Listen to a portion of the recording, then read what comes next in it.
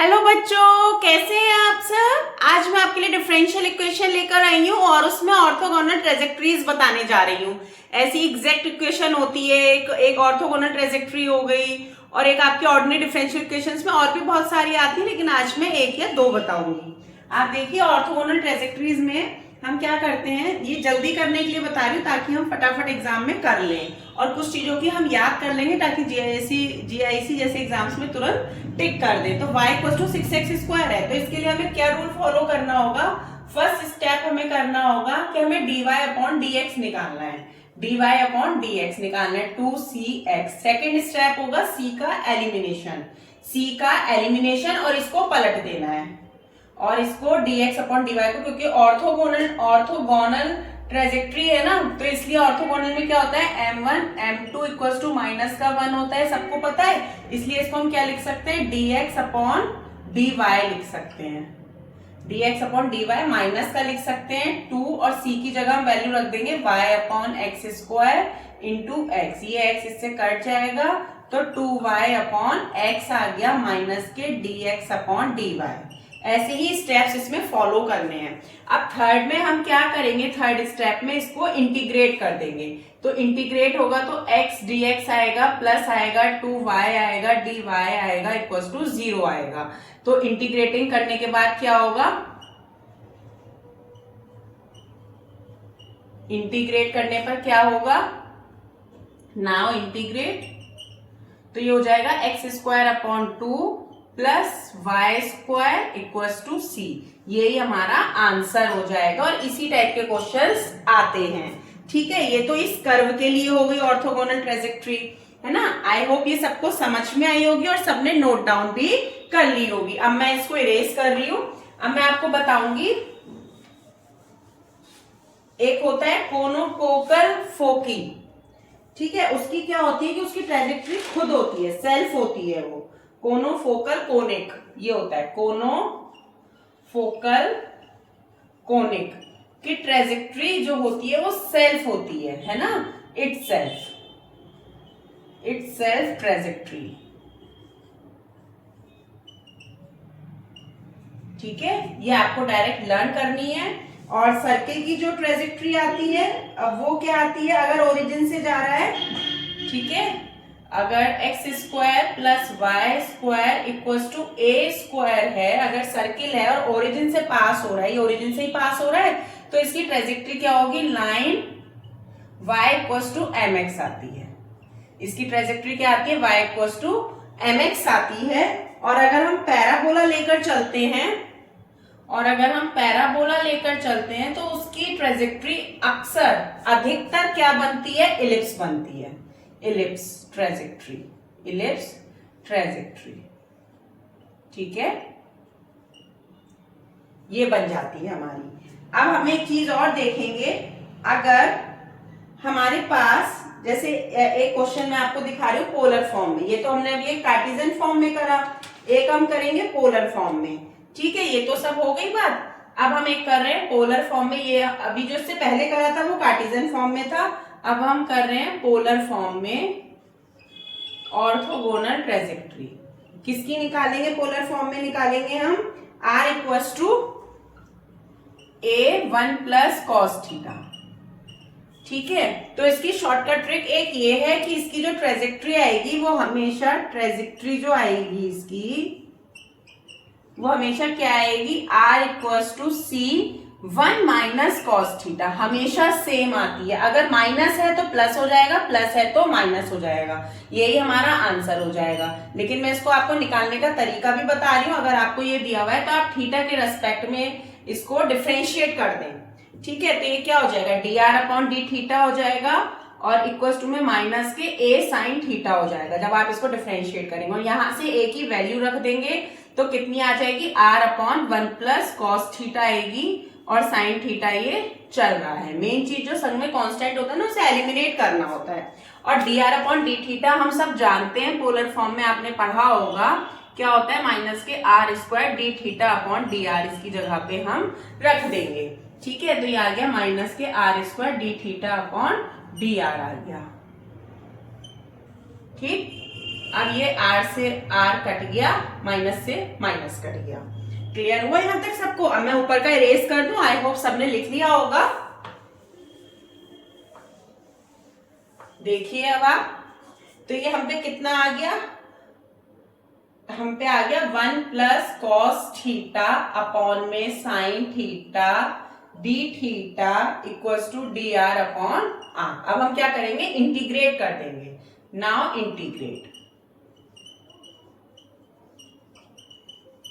ठीक है। तो अब हम इसे कैसे करेंगे, 1 प्लस कॉस थीटा ये है ना, तो अब हम इसका इंटीग्रेट करेंगे तो ये बनेगा कॉसेक, अभी इंटीग्रेशन नहीं कर रहे, अभी तो मैं इसको डिवाइड कर रही हूँ, कॉसेक थीटा डी थीटा, और ये बनेगा cot theta d theta equals to में यहाँ पे इंटीग्रेशन मैंने कर दिया है, तो ये बन गया लॉग आर, ठीक है, इतना बन गया हमारे पास। यहाँ पे इंटीग्रेशन हम कर रहे हैं अभी। तो कॉसेक थीटा का क्या होता है integration, log cosec theta minus के कॉट थीटा, यही तो होता है, और प्लस कॉट थीटा का क्या होता है, लॉग साइन थीटा, ठीक है, plus log c equals to log r. इतना आ गया हमारे पास। अब हम क्या करेंगे, मैं ये इरेज कर रही हूं। अब हम करेंगे इन सबको लॉग की प्रॉपर्टी लगा लेंगे, लॉग कॉसेक थीटा माइनस के कॉट थीटा और C sine theta equals to log R. तो आर इक्वल्स टू कितना आ गया मेरे पास, आर इक्वल्स टू आ गया C sine theta cosec theta minus के कॉट थीटा, इतना आ गया। अब इसे खोल देंगे, सी साइन थीटा, कॉसेक को आप 1 अपॉन साइन थीटा लिख सकते हो, माइनस कॉट थीटा को cos theta upon sine theta लिख सकते हो। साइन थीटा एलसीएम ले लोगे जो कि कट जाएगा, ये देखो c आ गया, साइन थीटा एलिमिनेट हो जाएगा, 1 माइनस कॉस थीटा आ गया। मैंने आपको बताया था अभी डायरेक्ट टिक लगाने के लिए, तो आपको इतना लंबा सॉल्व भी नहीं करना पड़ेगा। ये हमारा आंसर हो गया। मैंने देखा कार्टेशियन फॉर्म में और पोलर फॉर्म में क्वेश्चंस ऑर्थोगोनल ट्रेजेक्टरीज के जीआईसी जैसे एग्जाम्स में आए हुए हैं। आई होप ये सबको समझ में आया होगा। अब हम एग्जैक्ट का देखेंगे। एग्जैक्ट डिफरेंशियल इक्वेशंस होती हैं, del M upon del x y is equals to del N upon del x. अब हम उसका देखते हैं। अब हम एग्जैक्ट इक्वेशन को देखेंगे।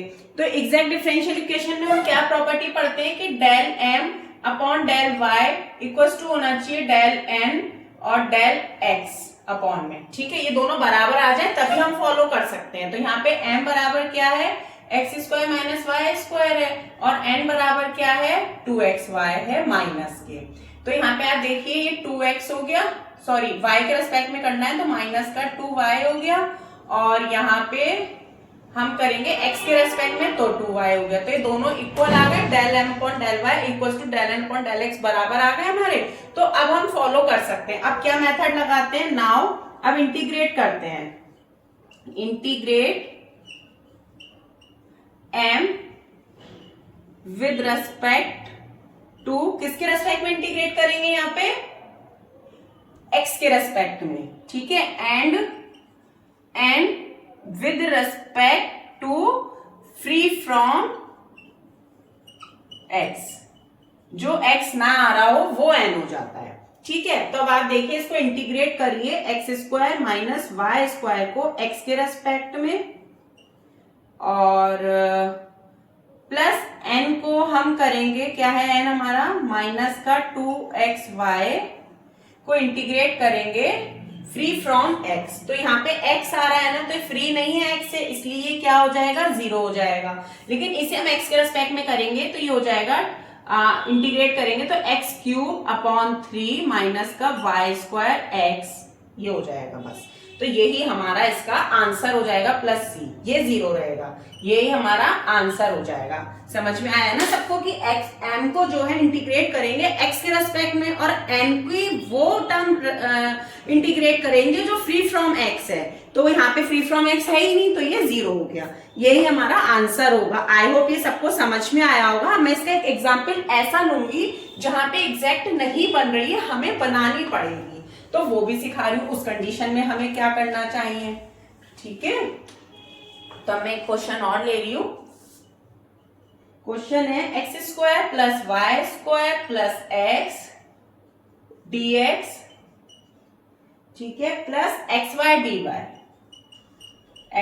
डी वाई इक्वल्स टू 0, इस तरीके से है ना। तो x square plus y square plus x d x equals to plus x y d y equals to 0। अब आप इसका निकालिए, del M upon del y निकालो इसका, तो 2y आएगा, और इसका निकालोगे del N upon del x निकालोगे तो केवल y आएगा। तो आप देखो ये दोनों इक्वल नहीं है ना, इक्वल नहीं है, तो del M upon del y equals to del N upon del x not equal to है।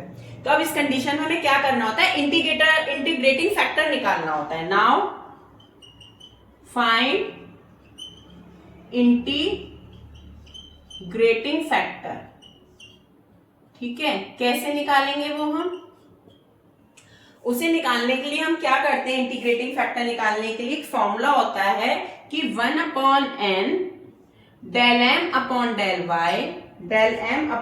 वाई माइनस के del N upon del X, ये फॉर्मूला होता है। इसको अप्लाई करके ही हम इंटीग्रेटिंग फैक्टर निकाल सकते हैं, और उसके बाद हम लगाते हैं ये जो नॉर्मल इक्वेशन में नहीं लगाते हैं, होमोजीनियस में, ऐसे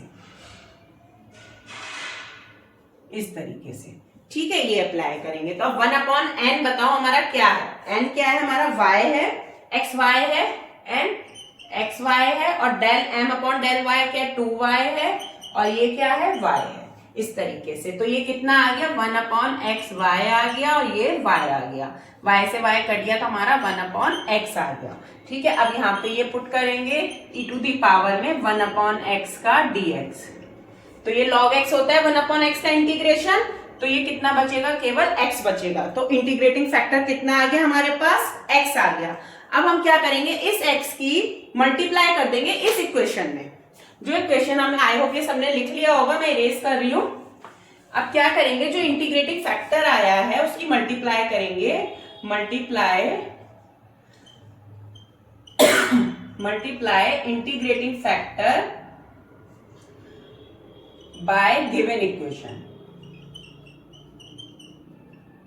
ठीक है। तो ये देखो ये एक्स क्यूब हो जाएगा, क्योंकि एक्स है ना, तो मैं एक्स को अंदर ले जाऊंगी, एक्स वाई स्क्वायर आएगा प्लस एक्स स्क्वायर आएगा, ठीक है, dx आएगा प्लस आएगा एक्स स्क्वायर वाई dx आएगा। अब आप इसका del M upon del x निकालो, देखो del M upon del y जब आप निकालोगे तो कितना आएगा, 2xy आएगा, ठीक है, और del N upon del x जब निकालोगे तो भी 2xy आएगा। तो आप देखो दोनों बराबर आ गए। अब ये हमारी एग्जैक्ट इक्वेशन बन गई, अब इसका हम इंटीग्रेशन कर सकते हैं। तो अब जब हम इसका इंटीग्रेशन करेंगे x के रेस्पेक्ट में, तो ये x 4/4 आएगा plus x square y square upon 2 आएगा प्लस एक्स क्यूब अपॉन 3 आएगा। अब ये फ्री फ्रॉम x नहीं है, इसलिए ये 0 हो जाएगा, और यही हमारा आंसर होगा। अगर इसके संग x होता तो x नहीं होता तो हम इसको डिफरेंशिएट करते, ठीक है। अब यहाँ पे x है तो इसलिए ये इसका काम 0 की जगह होगा, है ना। आई होप ये सबको समझ में आ गई होंगी चीजें।